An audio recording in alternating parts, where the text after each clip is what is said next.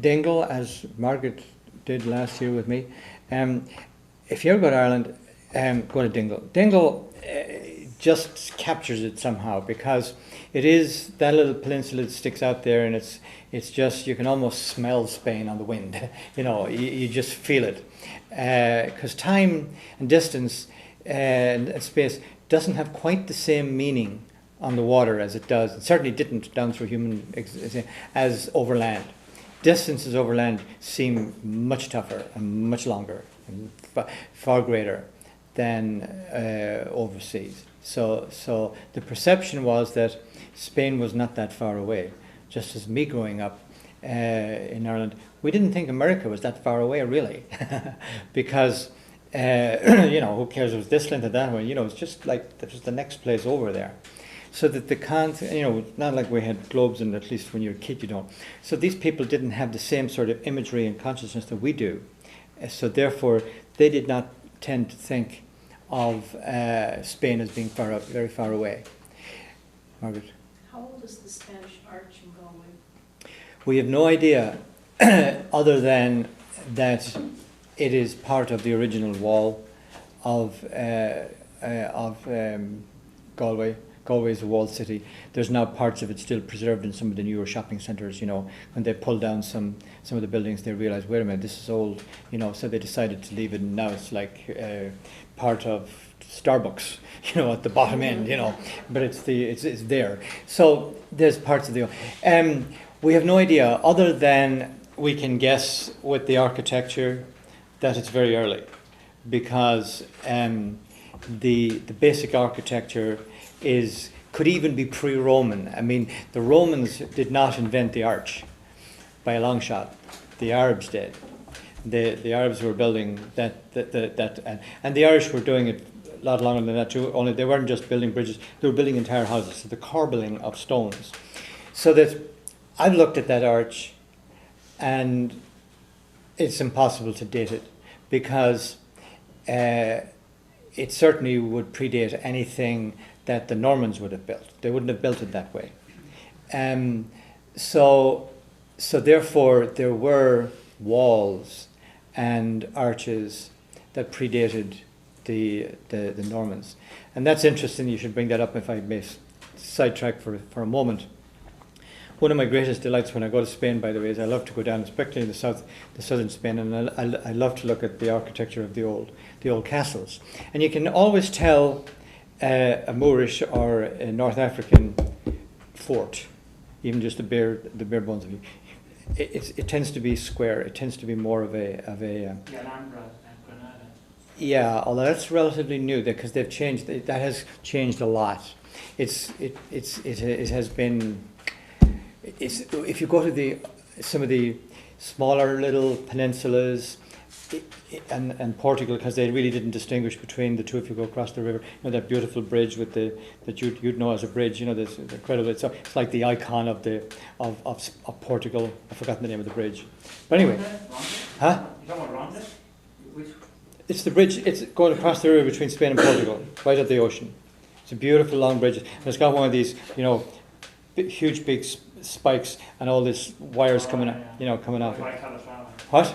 Probably by Calatrava. I don't know. Anyway, it's a sort of an iconic bridge of in modern times. They showed up instantly recognizable in Europe as Portugal. Like it's like the Golden Gate Bridge here. But you're right about the Arabs and arches. The Romans were known for using concrete, but the Arabs were developed the arch. But there's a bridge in Ronda in southern Spain, southwest Spain, southwest, that has no no mortar. In Galway, and it's known as the Old Arab. Oh, really? Yeah. Well, there you go. That's where I was going with this. To me, it's definitely Arab. It's definitely North African. No question in my mind at all. For many reasons. For that. But also, you can see that there was, without doubt, you could have picked it up in Spain and put it from or Portugal. It was the same idea, and it's not at all English or European, and certainly not Norman, as part of it. Now, what's interesting to me, though, is in other parts of Ireland, notably O'Gara Castle up in North Roscommon and Sligo. And it even has a Moorish Barbican type of thing. And it's like straight out of, and it was only built in the 1600s. So that is extraordinary to me, that they were still using the Moorish concepts. It was almost like they were just thumbing their nose at the European, the English. So there was this consciousness there that they were...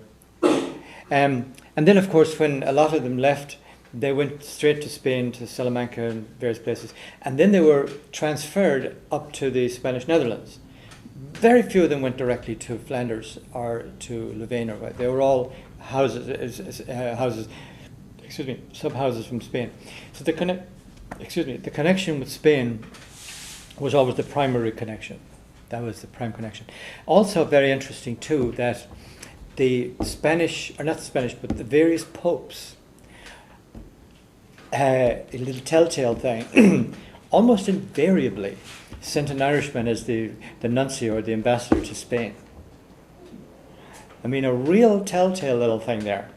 So that it was like an incidental little acknowledgement that the Italians, the Pope, the real power, they says, you go talk to them. You know how to talk to those people better than we do. And it was an extraordinary thing that there was that tradition in the Vatican down through many centuries. So that that connection was well understood around Europe. That there was this family filial connection, and who knows what we've lost, that they would have learned about, or what books, or what. But it was well understood that there was a special connection between the Spanish and the Irish, and they never once thought of us as an adjunct to Britain. They thought of us as an adjunct to Spain, which I find fascinating. And you see those little things popping in and out of various at various times as you read stuff. So you can go on and on and on, right down, by the way, and I'm jumping forward now, to the various wars of independence in Spain, including on both sides of the War of Independence, including the Republicans and the Francoists, some of their best generals.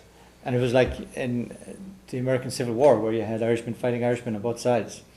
But there was an extraordinary involvement of the Irish, and we're only talking here in the 1930s, in the Spanish Civil War.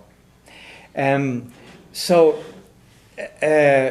that sort of mystical, mysterious connection was just never broken, it seems.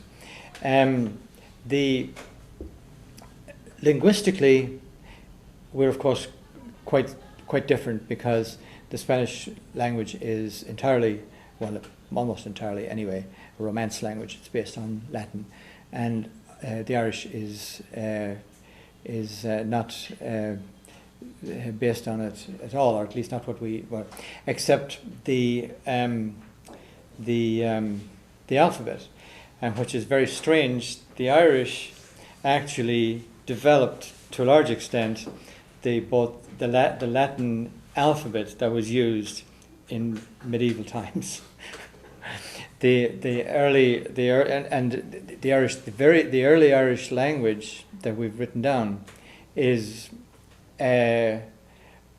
almost identical in the way it was written as the way Latin was written then, and it was quite different before that, which is extraordinary. Like the monks that wrote it were educated from the monks. It's very hard to guess that without getting into really.